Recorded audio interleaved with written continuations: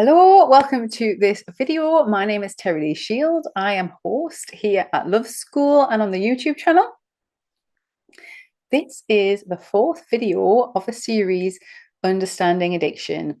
And I'm bringing my perspective as somebody who has been in recovery for a very long time, looking at the energetic nature of addiction, exploring the idea that addiction is a symptom, that actually it's very quite natural for us as humans to fall into addictive patterns and habits. And it's not a failure of who we are. It's actually a way we've learned how to cope with our life, with our modern way of being. If you haven't watched them already, I would really recommend that you watch the previous videos. I will link them all below. In video one, I kind of break down a little bit about the key shifts, my understanding and my background. In the second video, we look at 3 truths of addiction that might give you a slightly different mindset about them. And in the last video, the third video, I look at the identities that we create around addiction. And when you understand, especially in the video 2 and 3, when you start to understand some of the insights that are presented there, kind of preparing the ground for a successful recovery. Because often with addiction, it's not just recovering from the thing that we're doing, it's recovering from everything that's connected to it to find who we are without the addiction. And that's what I'm covering in this video. So in this video, we're going to look at how to actually recover, what goes on in the process that I've uncovered to actually look at the pattern of behavior, the actual addiction rather than the thing that we are doing. First of all, recovery from addiction has to start with a choice. It has to come from ourselves. We have to choose ourselves. We have to choose to recover. We have to make a decision to heal. We can't recover from someone else. The whole part of recovery is about finding who we are without the addiction. And this is what we support at Love School.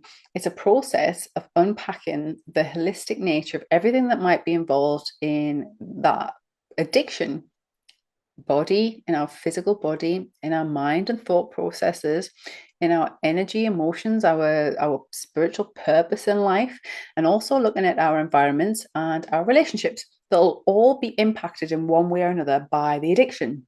The addiction is not separate from us, and it's not separate from everything that's happened in our lives. It's become part of us. It's become part of our lives. So to choose recovery is to choose to allow that part of ourselves to leave, to die, if you want to look at it that way, to be removed from us, and to rebuild something without that in our lives. It's a loss. It's a process. It takes time. You can't recover overnight, but you can make the choice quite instantly at times. There can be a process that we go through where we start to realize that we're addicted to something, that it's a problem in our life, that we're facing consequences for it, that we want to change, that it's not serving us. There's a process that we go through as we're choosing or deciding whether or not we're going to go through recovery. And then once we make that decision, there's then the process of recovery, which can take a long time. It can take years even. We can go through cycles of relapse. And it's because there's a lot, like I said, there's a lot of connected issues, parts of our life, parts of ourselves that can be all built around the recovery. To simplify it for this video, because we do have supportive content at Love School, that can help you to unpack all of this stuff that we're talking about and to rebuild a life through a recovery process to get to that who you can be without the addiction, right? I'll go through that all later. But just to understand the perspective that I'm bringing, there's kind of 3 foundations of healing and recovery that we focus on at Love School. One is an ecosystem mindset. It's that we are part of nature and that we are part of everything else. So everything connects with everything else. We're all part of systems, and those systems that we are connected with are part of the bigger picture. Okay, so ecosystem mindset is really important. That's like the holistic nature of what we cover. Another one is shadow work. Shadow work is understanding that everything has an underlying motivation that we might not be aware of.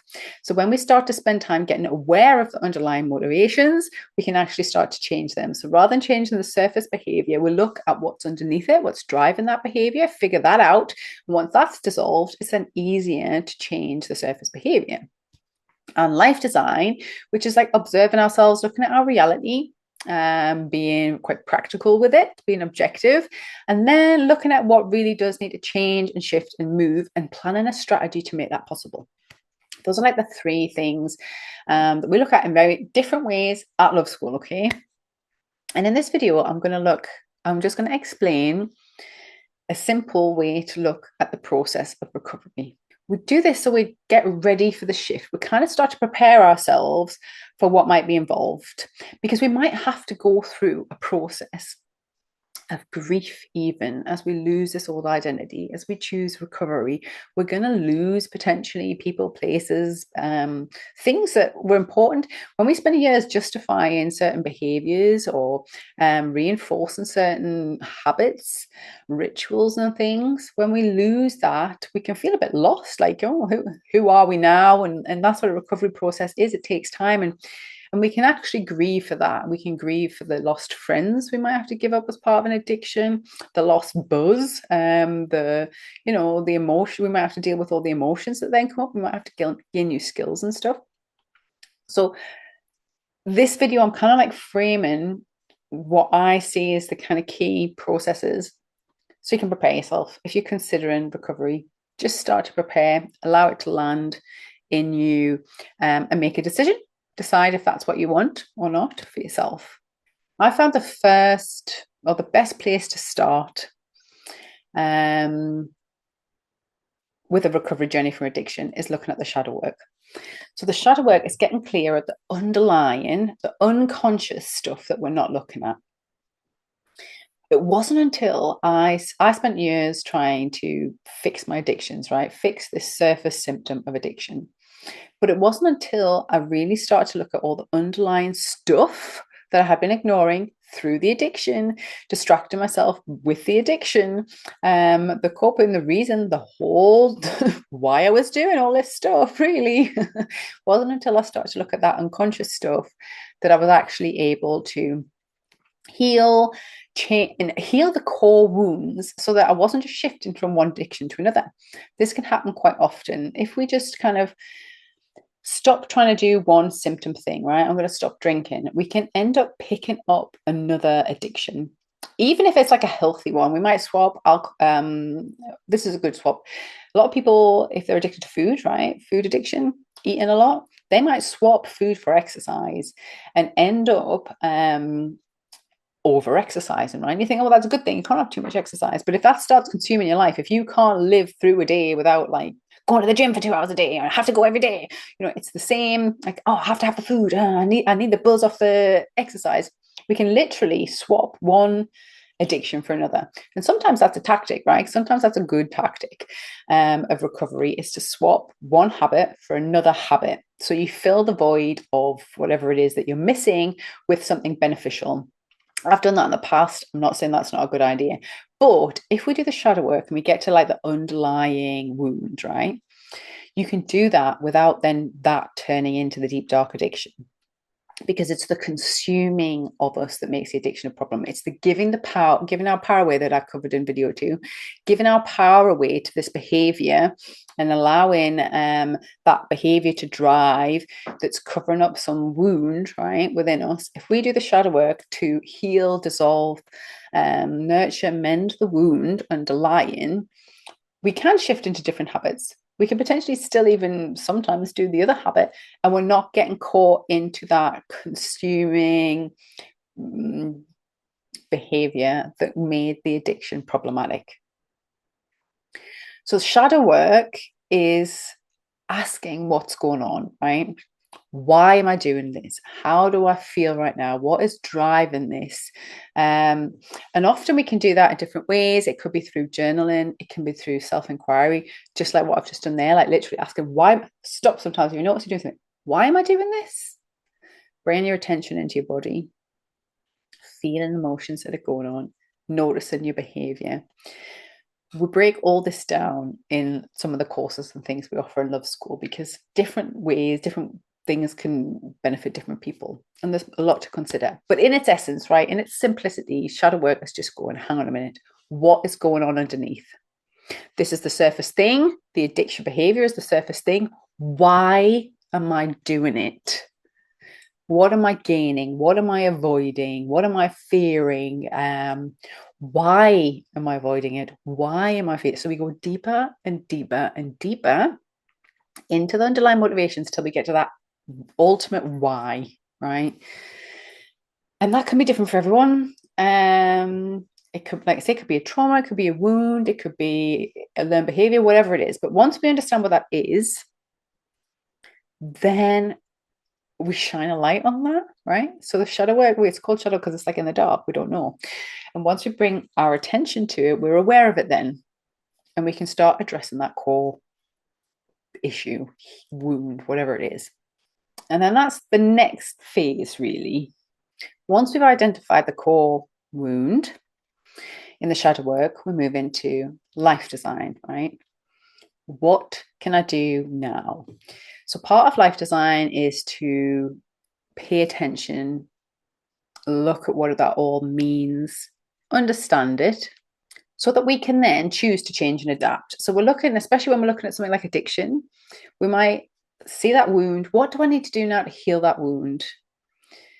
What do I need to adjust? Now I'm aware of that wound and the behaviors and things connected to it. What do I actually need to adjust in my life to make a change? So when we're looking at life design, you're actually starting to make changes and adapt to different ways. So instead of coping with the addiction, is there another way I can cope? And that might be what, like I said before, that might be swapping an unhealthy habit for a healthy habit, right? Instead of something being driven by fear, can I then start to love myself and nurture this wound and choose something to do something else instead out of love, out of respect for myself? Shadow work often is looking at these vulnerable parts of ourselves, and then life design is like empowering and looking at how we can treat ourselves better with love, honor, and respect, and choosing that consciously. So we might have to like understand why we're doing things, what else, we experiment a little bit. What if I try this? What if I try that? What works? What doesn't? Something might work for a while and we might need to change it. Noticing our patterns within that. The more we observe ourselves and then keep adjusting, little strategies, little baby steps, that's the life design process. So it's slowly beginning to just make alterations and shift in your life. Make different patterns. And some things are going to feel really good, really better. And then that's kind of how you're like recovering yourself. And you're going, actually, maybe I was like drinking because and partying and socializing, but actually I'm just a really social person. And without the alcohol, I can still really have a good time and incorporate something I love. Maybe you love dancing, right?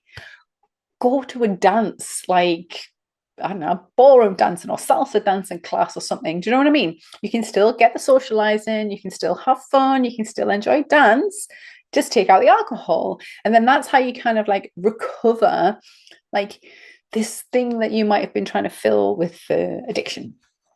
So that's what the life design process is. It's like making those changes, experimenting, and finding the thing that feels really good. And obviously at Love School, we kind of focus on love, like do that from a place of like self-love and self-nurture. What feels good for you to replace this harmful behavior with something really beneficial that you actually want to build into your life, that actually has some legit longevity. Something you can fall back on. You might not do it your whole rest of your life, but it might be the case that you do, like say you love dance, and then anytime you might stop dancing sometimes, you might try different dances. And then anytime you kind of think, oh, you know what, I need a bit of an uplift, I'll go out dancing or I'll try and learn a new dance or whatever it is.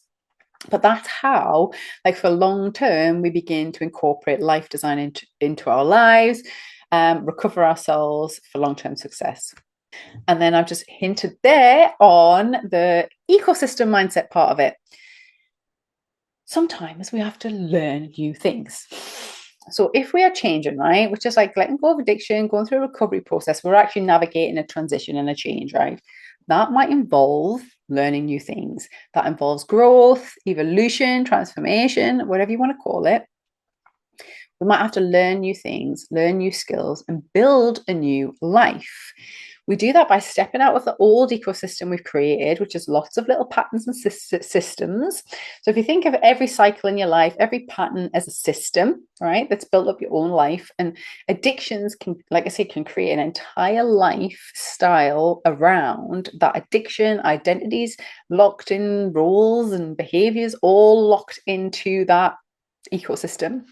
And if you're going to give up the addiction, we then start to realize through this shadow work and life design process just how much of our lives has been built around the addiction.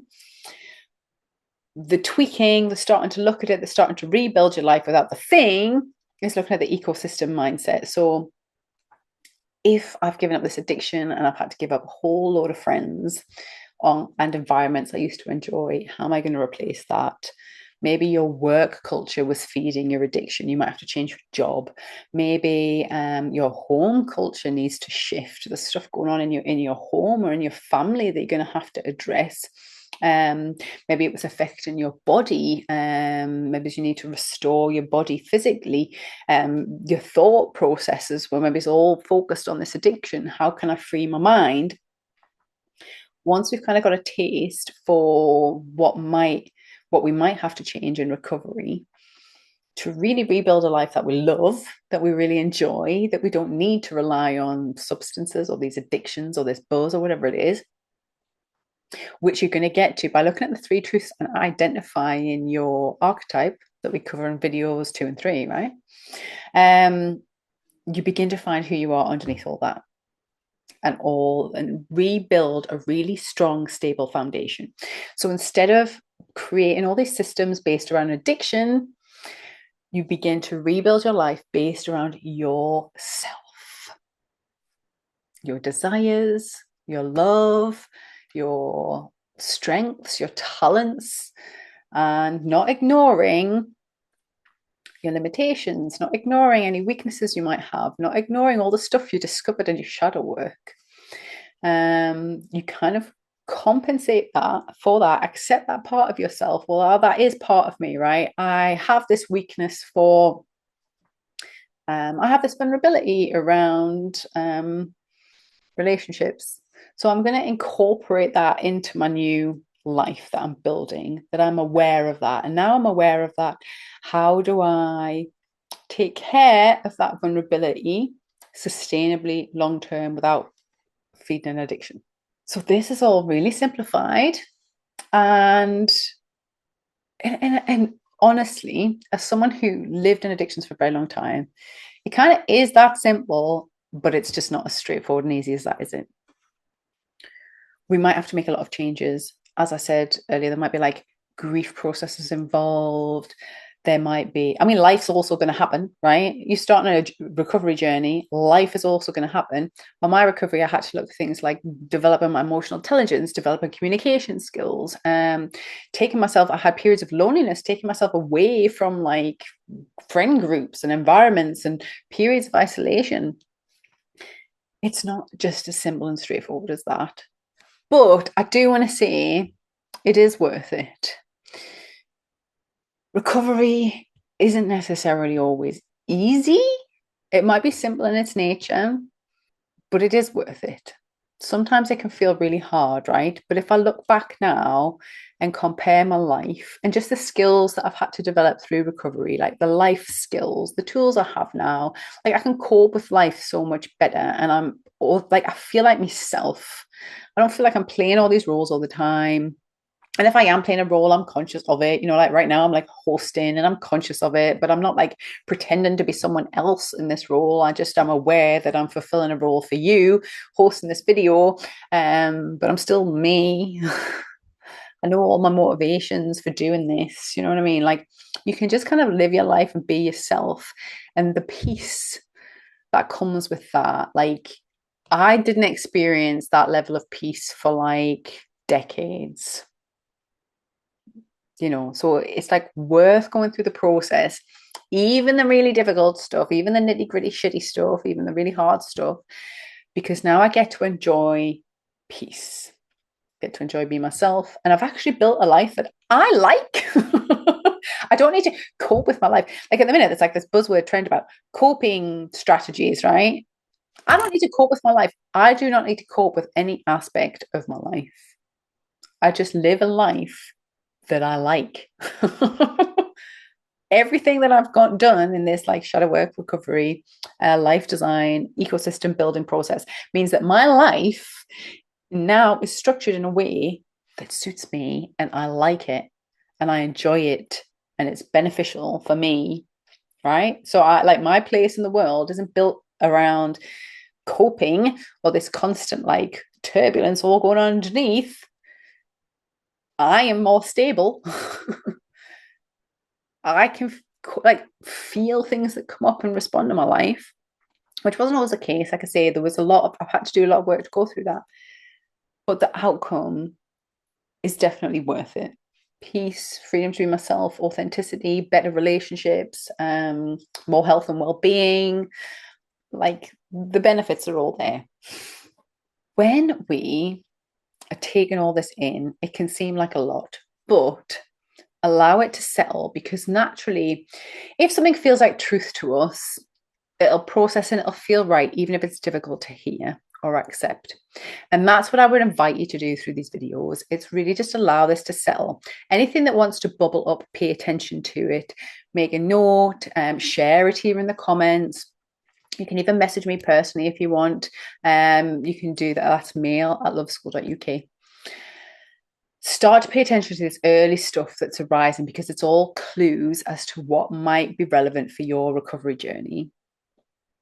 And in the next video, I'm going to kind of explore what next steps might be if this all resonates, if stuff bubbles up and you think, you know what, I am ready for recovery. I want to be prepared. I want to go in for the long haul. In the next video, I'm going to go through, summarize everything we've gone through, make it really clear so that you can get the most just out of this series, and then offer you next steps if you want support on your recovery at Love School. So thank you so much for being here on this video. I really appreciate your presence. Remember to like and subscribe, hit the notification for the final video, and I'll see you in the next one.